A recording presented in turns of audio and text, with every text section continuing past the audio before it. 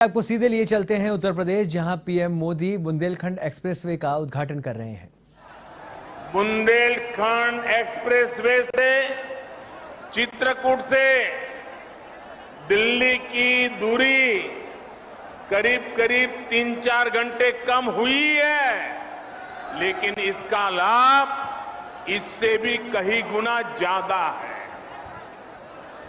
ये एक्सप्रेसवे यहां सिर्फ वाहनों को गति देगा इतना ही नहीं है, बल्कि ये पूरे बुंदेलखंड की औद्योगिक प्रगति को भी गति देने वाला है। इसके दोनों तरफ, इस एक्सप्रेस हाईवे के दोनों तरफ अनेक उद्योग स्थापित होने वाले हैं। यहां भंडारण की सुविधाएं, कोल्ड स्टोरेज की सुविधाएं बनने वाली है।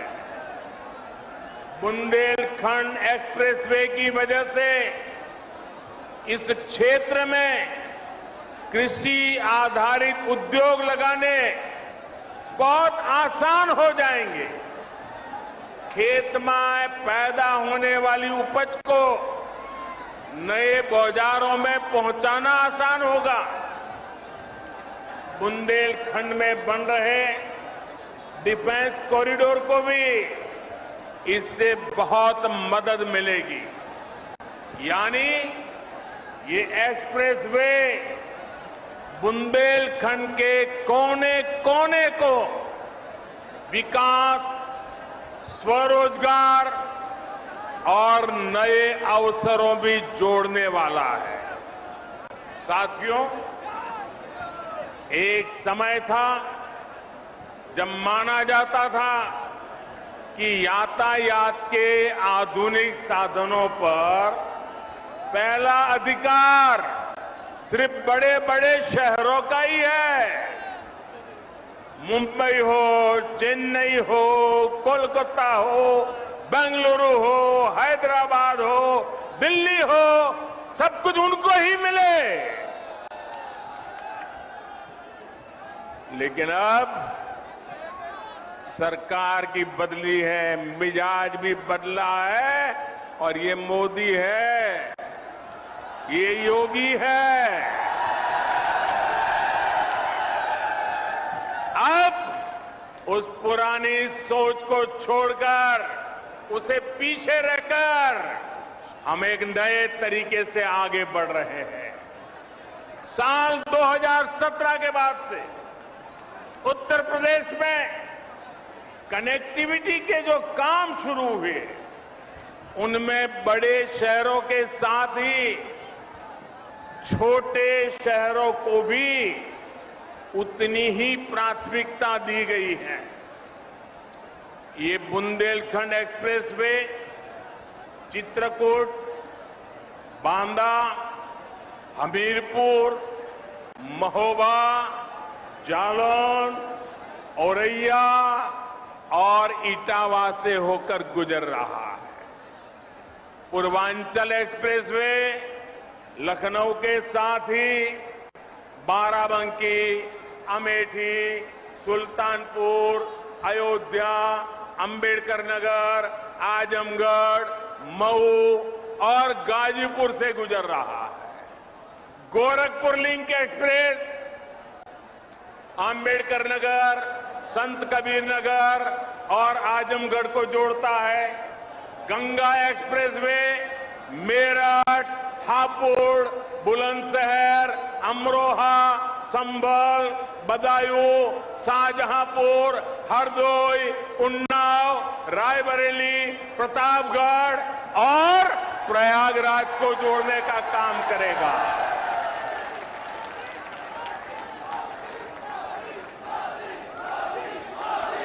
दिखता है कितनी बड़ी ताकत पैदा हो रही है।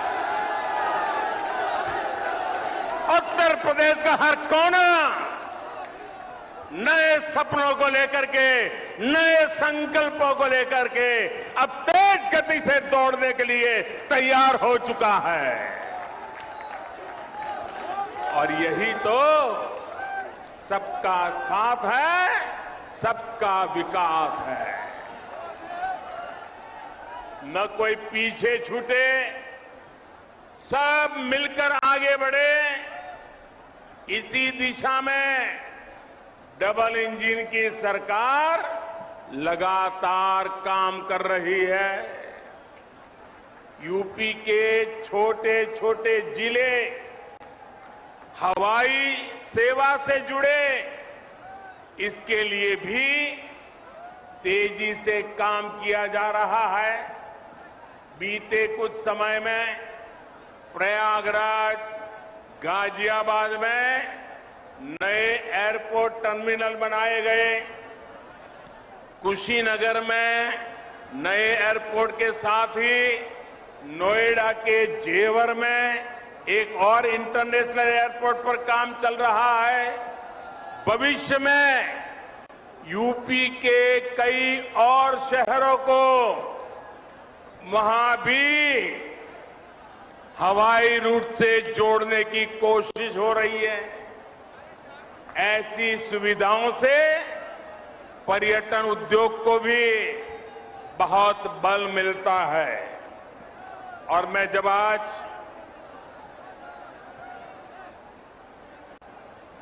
यहां मंच पर आ रहा था तो उसके पहले मैं इस बुंदेलखंड एक्सप्रेस वे का प्रेजेंटेशन देख रहा था, एक मॉड्यूल लगाया वो देख रहा था और मैंने देखा कि इस एक्सप्रेस वे के बगल में जो जो स्थान है वहां पर कई सारे किले हैं। सिर्फ झांसी का ही किला है ऐसा नहीं, कई सारे किले हैं।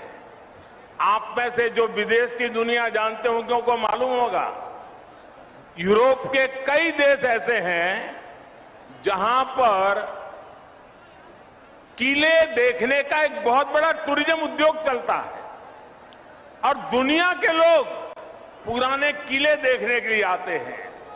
आज बुंदेलखंड एक्सप्रेस वे बनने के बाद मैं योगी जी की सरकार को कहूंगा कि आप भी इन किलों को देखने के लिए एक शानदार टूरिज्म सर्किट बनाइए। दुनिया भर के टूरिस्ट यहां आए और मेरे बुंदेलखंड की ताकत को देखे। इतना ही नहीं, मैं आज योगी जी से आग्रह एक और करूंगा। आप उत्तर प्रदेश के नौजवानों के लिए इस बार जब ठंड की सीजन शुरू हो जाए, मौसम ठंडी का शुरू हो जाए, तो किले चढ़ने की स्पर्धा आयोजित कीजिए और परंपरागत रास्ते से नहीं, कठिन से कठिन रास्ता तय कीजिए और नौजवान को बुलाइए। कौन जल्दी से जल्दी चढ़ता है, कौन किले पर सवार होता है, आप देखना उत्तर प्रदेश के हजारों नौजवान इस स्पर्धा में जुड़ने के लिए आ जाएंगे और उसके कारण बुंदेलखंड में लोग आएंगे, रात को मुकाम करेंगे, कुछ खर्चा करेंगे, रोजी रोटी के लिए बहुत बड़ी ताकत खड़ी हो जाएगी। साथियों, एक एक्सप्रेस में कितने प्रकार के कामों को अवसर का जन्म दे देता है। साथियों, डबल इंजन की सरकार में आज यूपी जिस तरह आधुनिक हो रहा है, ये वाकई अभूतपूर्व है। जिस यूपी में, जरा याद रखना दोस्तों, मैं जो कह रहा हूं याद रखोगे? याद रखोगे? जरा हाथ ऊपर करके बताओ, याद रखोगे? पक्का याद रखोगे? बार बार लोगों को बताओगे?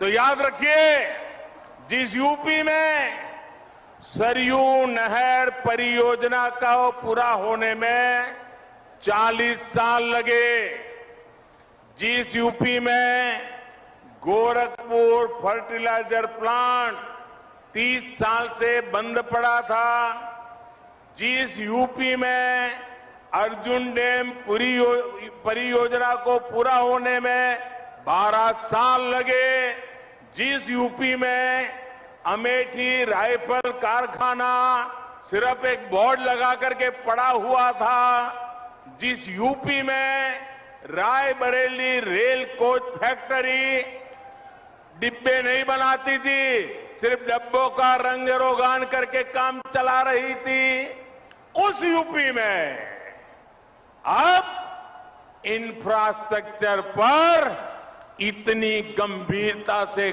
काम हो रहा है कि उसने अच्छे अच्छे राज्यों को भी पीछे छोड़ दिया है। दोस्तों, पूरे देश में अब यूपी की पहचान बदल रही है। आपको गर्व होता है कि नहीं होता है? आज यूपी का नाम रोशन हो रहा है, आपको गर्व हो रहा है कि नहीं हो रहा है? आप पूरा हिंदुस्तान यूपी के प्रति बड़े अच्छे भाव से देख रहा है, आपको आनंद हो रहा है कि नहीं हो रहा है?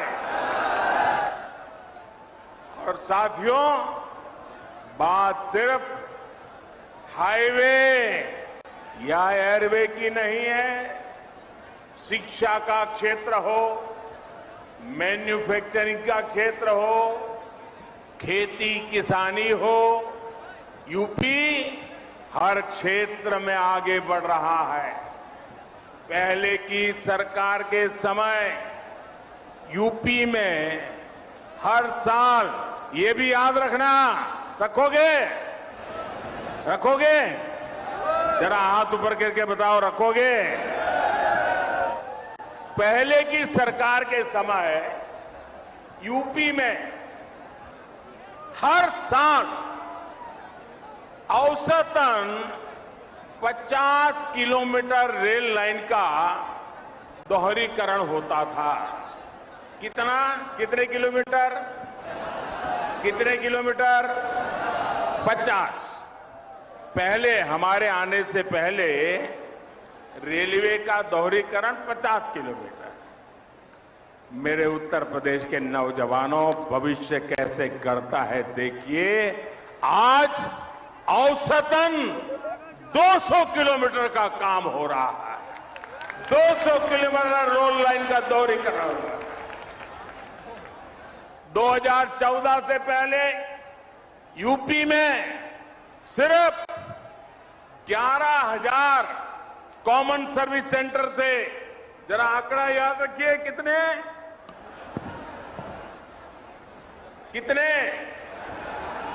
11,000।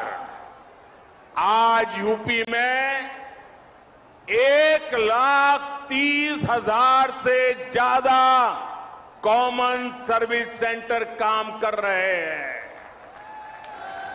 ये आंकड़ा याद रखोगे?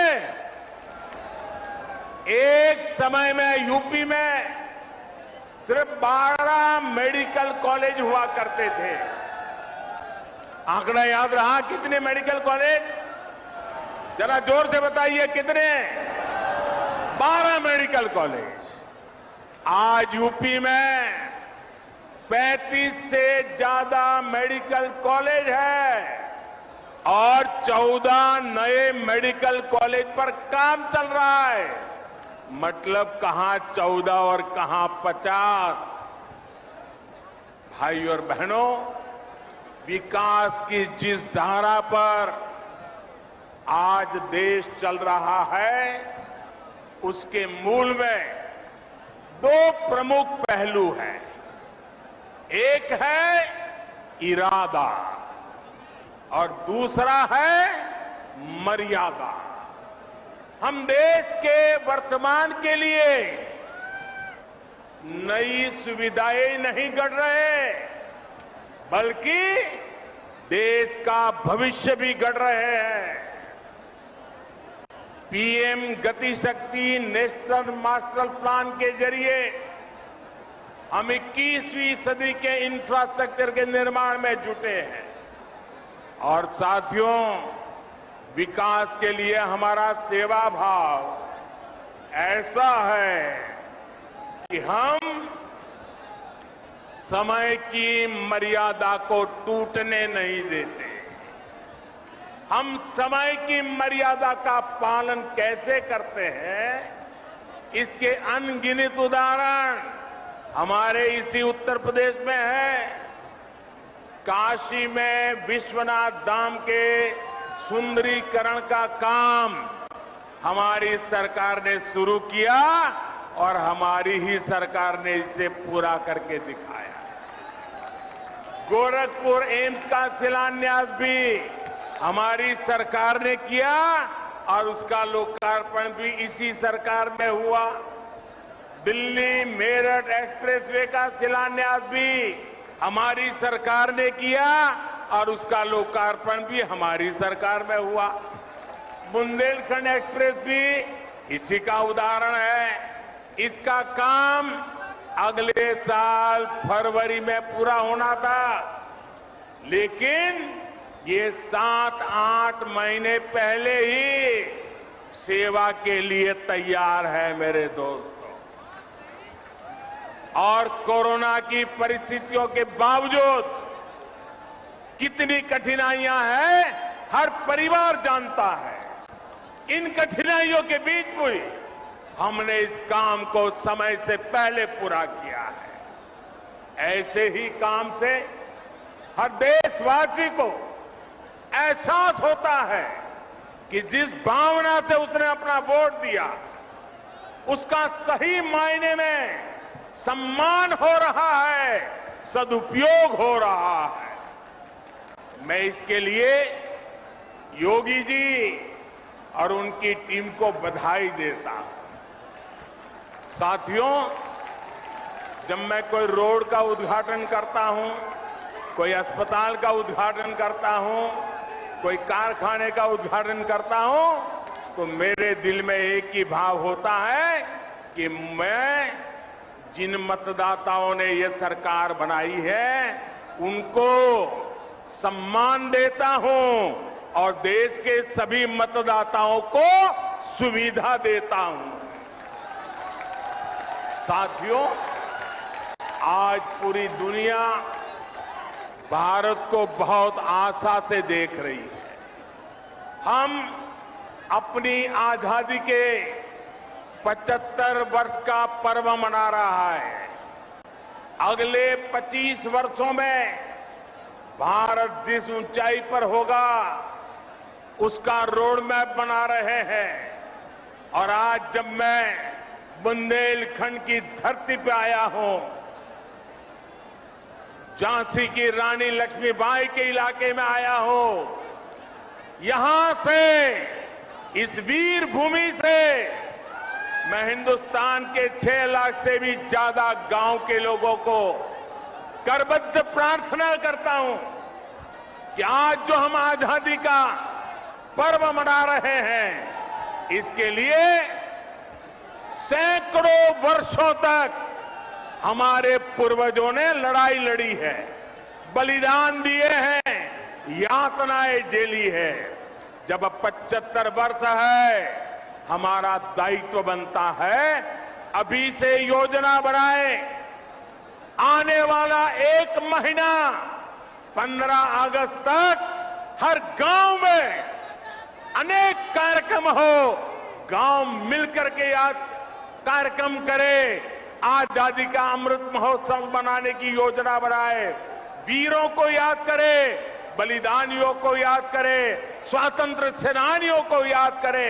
हर गांव में नया संकल्प लेने का एक वातावरण बने, ये मैं सब देशवासियों को आज इस वीरों की भूमि से प्रार्थना करता हूं। साथियों, आज भारत में ऐसा कोई भी काम नहीं होना चाहिए जिसका आधार वर्तमान की आकांक्षा और भारत के बेहतर भविष्य से जुड़ा हुआ न हो।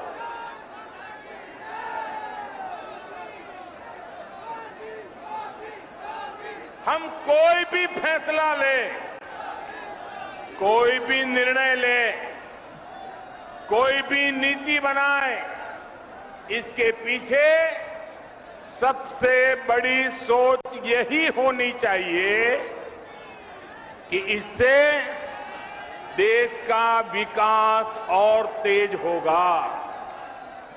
हर वो बात जिससे देश को नुकसान होता है, देश का विकास प्रभावित होता है, उससे हमें हमेशा हमेशा दूर रखना है। आजादी के 75 वर्षों बाद भारत को विकास का ये सबसे बेहतरीन मौका मिला है। हमें इस मौके को गंवाना नहीं है। हमें इस कालखंड में देश का ज्यादा से ज्यादा विकास करके उसे नई ऊंचाई पर पहुंचाना है, नया भारत बनाना है। साथियों, नए भारत के सामने एक ऐसी चुनौती भी है जिस पर अगर अभी ध्यान नहीं दिया गया तो भारत के युवाओं का, आज की पीढ़ी का बहुत नुकसान हो सकता है। आपका आज गुमराह हो जाएगा और आपकी आने वाली कल अंधेरे में सिमट जाएगी। दोस्तों, इसलिए अभी से जागना जरूरी है। आजकल हमारे देश में मुफ्त की रेवड़ी बांटकर वोट बटोरने का कल्चर लाने की भरसक कोशिश हो रही है। ये